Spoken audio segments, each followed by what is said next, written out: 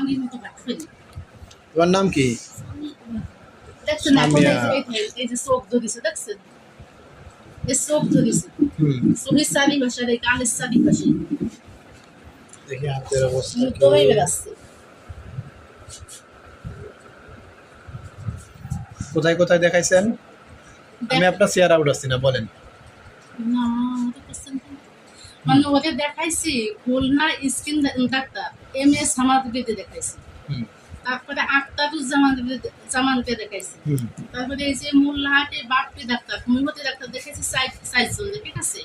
এই মোল্লাহাট হসপিটালের ডাক্তার, তারপরে ফকিরহাট দেখাইছি, তারপরে চুল খোলা দেখাইছি, চুল কাঠি দেখাইছি, শীতলমারি দেখাইছি, আমাকে কুদাইলে দেখাইছি।